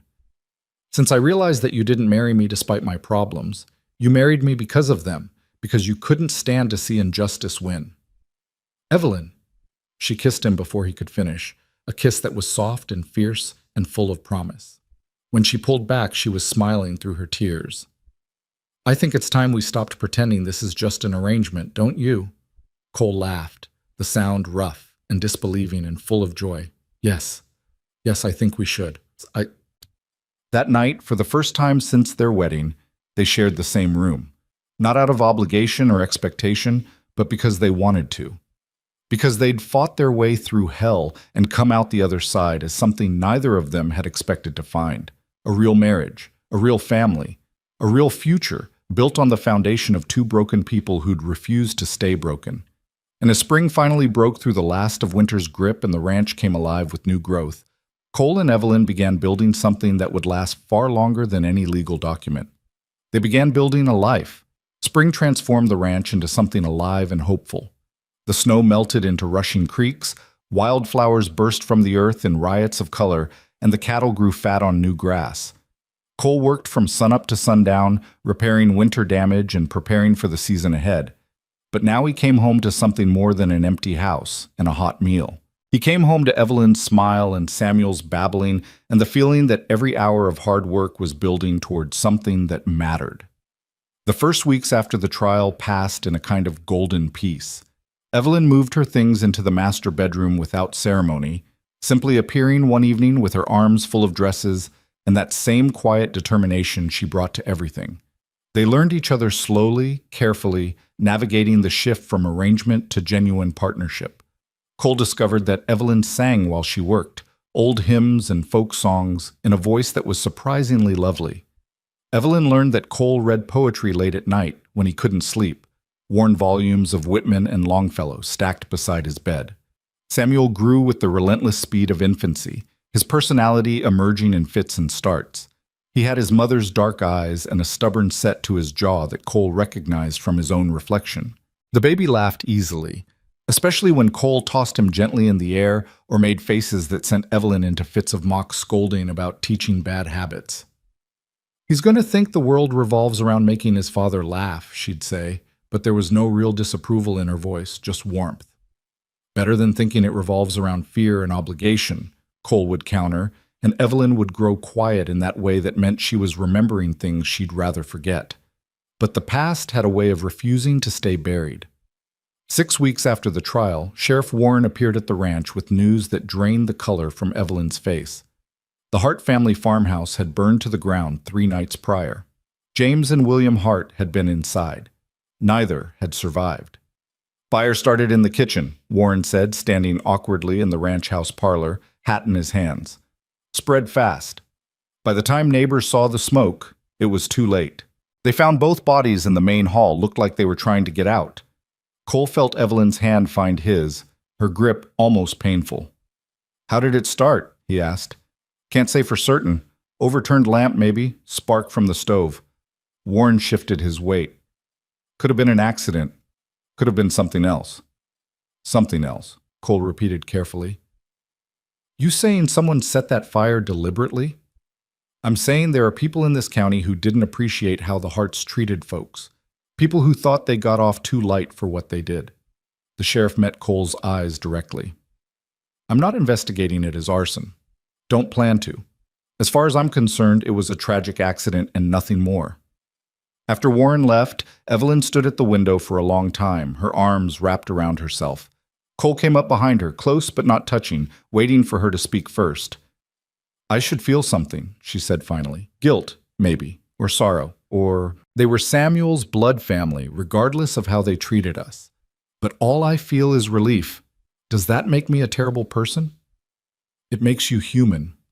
Cole put his hands on her shoulders, gentle but grounding. "They tried to kill you and take your son. You don't owe them grief. But I can't help wondering if we caused this somehow. If standing up to them, winning in court, if that pushed someone to—" She broke off, shaking her head. "I know we didn't light any fire, but our victory might have given someone else permission to seek justice their own way. You can't take responsibility for other people's choices. We fought them in court, legally and properly. What happened after that wasn't on us." Evelyn turned in his arms, her eyes searching his face. "Do you really believe that?" "I do." Cole tucked a strand of hair behind her ear. "And I think the sheriff does too, or he wouldn't have made a point of telling us he's not investigating. He's giving us permission to let it go. I think we should take it." She nodded slowly, then leaned her forehead against his chest. "I keep waiting for the other shoe to drop, for some new threat to appear. When do we get to just be happy without looking over our shoulders? Starting now, Cole said firmly. The Harts are gone. The legal fight is over. Nothing's standing between us and the future we choose to build. So let's build it. And they did. 2 weeks after the fire, a lawyer from Cheyenne arrived with papers that made Evelyn's breath catch. The Hart estate, what remained of it after debts were settled, had been left to Samuel as the last surviving heir. It wasn't the fortune the Harts had protected so jealously, but it was substantial: 30 acres of good farmland, some livestock, and enough cash to make a real difference. They fought so hard to keep him from having any of this, Evelyn said, staring at the documents spread across the kitchen table. And in the end, he inherited it anyway. There's something darkly poetic about that. Cole studied the land survey, his mind already working through possibilities. This property borders our southern pasture. If we combine them, we'd have enough grazing land to double our herd. Could build something significant. Our herd, Evelyn said softly, looking up at him. You said our.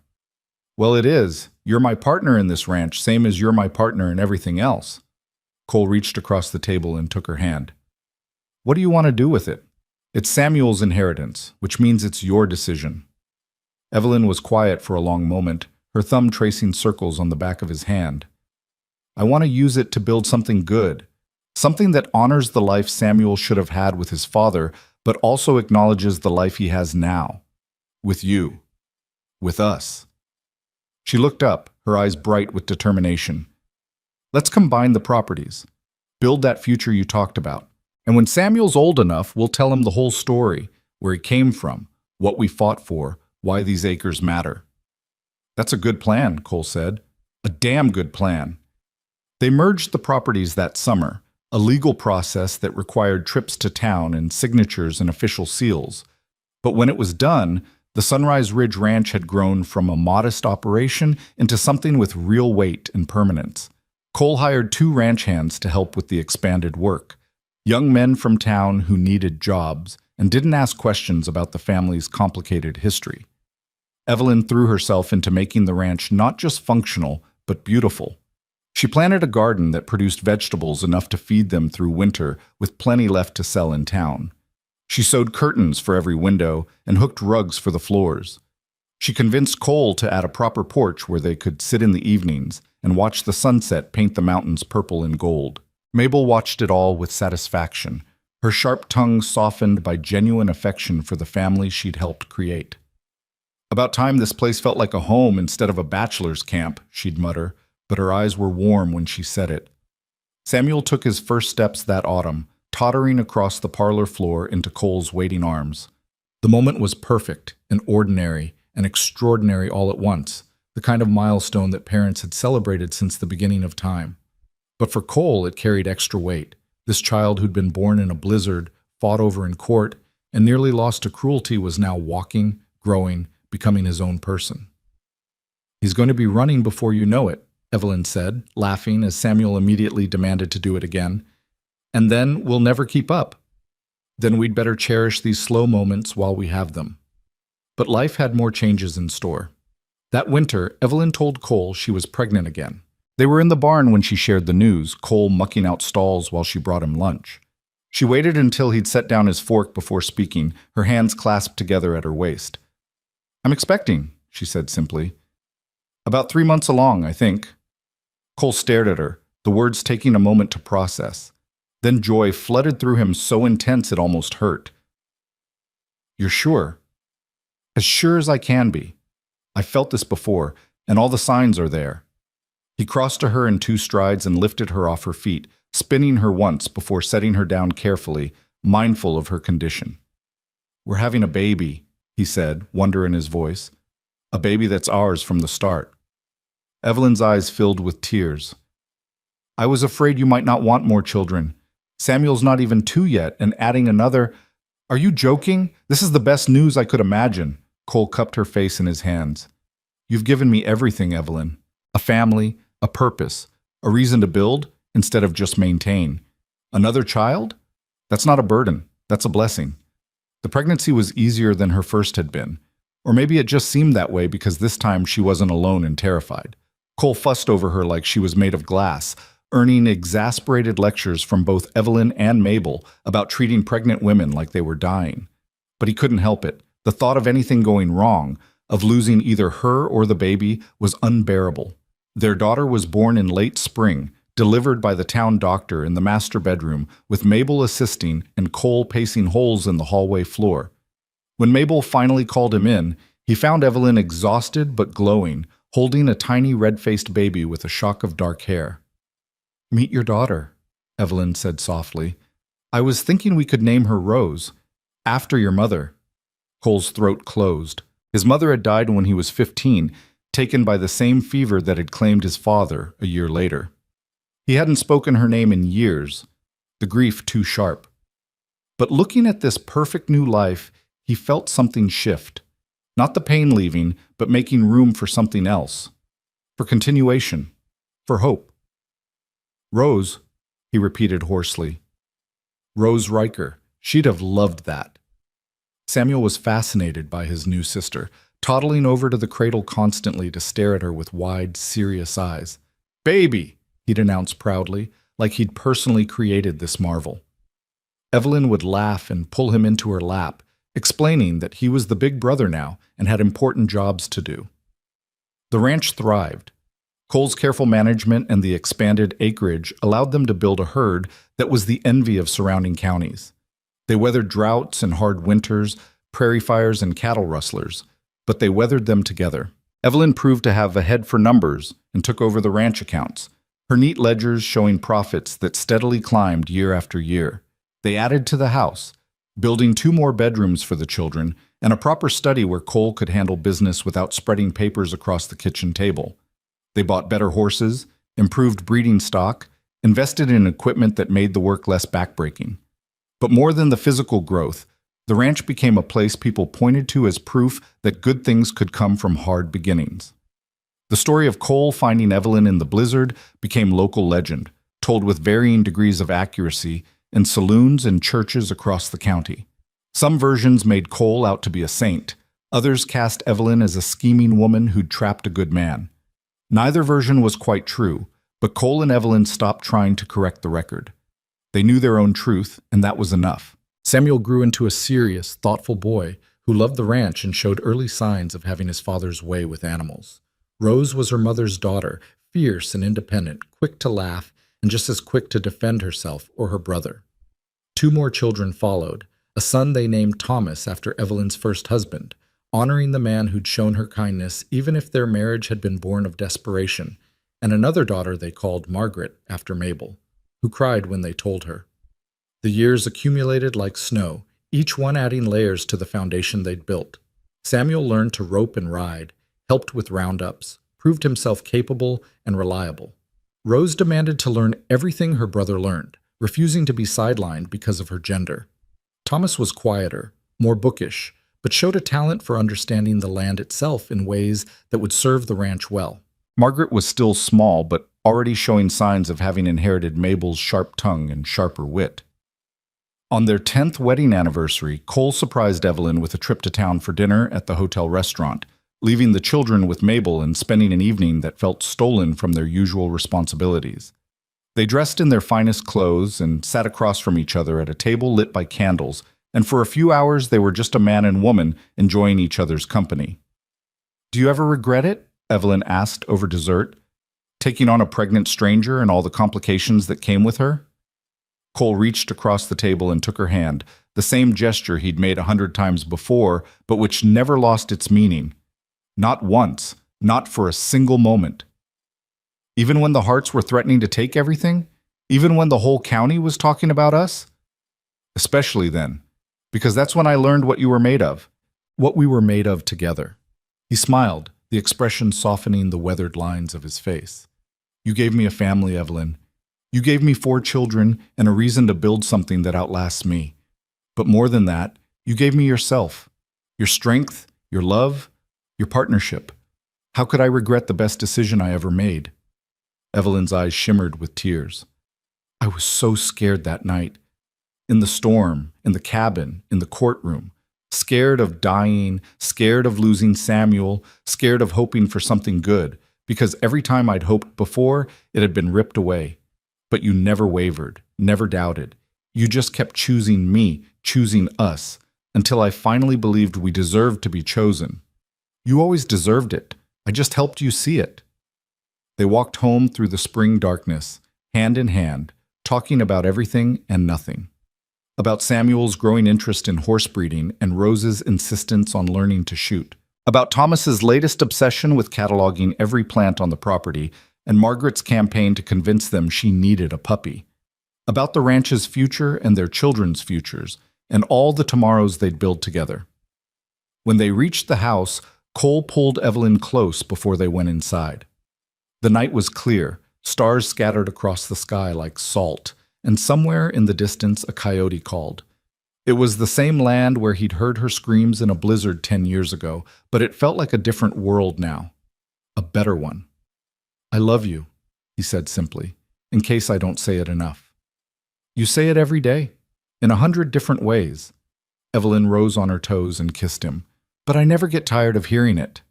Inside, Mabel had put the younger children to bed, but Samuel and Rose were still awake, building something elaborate with wooden blocks in the parlor. They looked up when their parents entered, and Rose immediately launched into an explanation of the fort they were constructing and why it needed to be exactly this size and shape. Cole listened with half his attention, the other half absorbed in simply watching his family.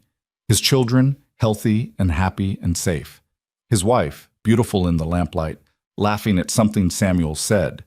His life, built from desperation and choice and love that had grown from the smallest spark into something that warmed everything it touched. Years later, when Samuel was grown and running the ranch alongside his father, when Rose had married a neighboring rancher and started her own family, when Thomas had gone east to study agriculture and brought back ideas that revolutionized their operation, when Margaret had become the town's first female lawyer and made a name fighting for women's rights. When all of this had come to pass, Evelyn finally sat down to write the story. She was in her 60s by then, her dark hair streaked with gray, her hands marked by decades of hard work. But her mind was sharp and her memories were clear, and she felt compelled to put it all down before time could steal the details. She wrote about the blizzard and the cabin and the man who'd heard her screams and refused to ride away. She wrote about the legal battles and the fear and the moments when everything hung by a thread. She wrote about falling in love with her husband slowly, like ice melting in spring, until one day she looked at him and couldn't remember what her life had been before he was in it. But mostly she wrote about the children, about Samuel, who'd been born in a storm and grown up to be a man of quiet strength and deep compassion. About Rose and Thomas and Margaret and the two who'd come after them, each one a different expression of the love that had built this family. About the ranch that had grown from a place of refuge into a legacy that would outlast them all. She wrote about how a woman cast out to die had instead found life, how a man who'd thought himself too old and too settled for family had discovered he'd just been waiting for the right one, how love didn't always arrive with trumpets and romance. Sometimes it came in the form of a stranger who chose to stop when everyone else would have ridden past. On her last page, Evelyn wrote this: "They say love is a lightning strike, a moment of magic that changes everything in an instant. But that's not the whole truth. Sometimes love is a man hearing a scream in a storm and choosing to investigate when it would be safer to go home. Sometimes it's a woman trusting a stranger with her life and her child's life because she has no other choice. Sometimes it's two people deciding to be partners before they're ready to be lovers, and learning as they go that partnership is its own kind of love. Our story didn't start with romance. It started with survival. But survival became protection. Protection became partnership. Partnership became love. And love became everything else. Our children, our ranch, our life. All of it grew from that one moment when Cole Riker heard my screams and chose to help instead of riding away. So if you're reading this years from now, if you're one of our grandchildren or great-grandchildren wondering where you came from, this is your answer. You came from a choice, from kindness in the face of cruelty, from love that was built one day at a time until it became strong enough to weather anything. You came from a blizzard and a man who wouldn't let it win, and that is the greatest legacy I can imagine." Evelyn set down her pen and looked out the window at the ranch spread below, at the land that had become home, at the life she'd built from nothing. Cole was in the south pasture with Samuel and Thomas, checking fence lines before winter set in. Rose was in the barn with her own children, teaching them to ride the way her father had taught her. Margaret was in town, probably arguing with some judge about women's suffrage or property rights. The house was full of voices and laughter and the kind of comfortable chaos that comes from a large, loving family. It was everything Evelyn had never dared hope for during those dark months with the Harts, everything she'd thought she'd lost the night they threw her into the storm. But she hadn't lost it. She'd found it in the most unlikely place, in the arms of a man who'd proven that heroism wasn't about grand gestures or perfect timing. It was about showing up, about doing what was right when it would be easier to do nothing, about choosing love over convenience again and again until that choice became the bedrock of a life. When Cole came home that evening, tired and dirty from a day's work, he found Evelyn in the study with the manuscript spread before her. He read over her shoulder in silence, then pressed a kiss to the top of her head. "You got it right," he said simply. "Did I?" "Every word." He pulled up a chair beside her. "Though you could have mentioned how stubborn you were about accepting help in those early days." Evelyn laughed. "And you could have mentioned how you burned 3 dinners in a row trying to prove you didn't need Mabel's help in the kitchen. We were both stubborn, still are." Cole took her hand, his thumb tracing the gold band she'd worn for over 30 years. "But we were stubborn together, and that made all the difference." They sat in comfortable silence as darkness fell outside and the house settled around them. Somewhere above them, their grandchildren were being put to bed with stories and songs. Somewhere beyond the windows, the ranch hummed with life they'd created and sustained. And in that quiet moment, with their hands clasped and their story complete, Cole and Evelyn Riker knew a truth that couldn't be written in any book. That the best lives weren't the ones that started perfect, but the ones that refused to let imperfect beginnings define their endings. They'd been cast into a storm, both of them in different ways. But instead of letting it destroy them, they'd used it to forge something unbreakable.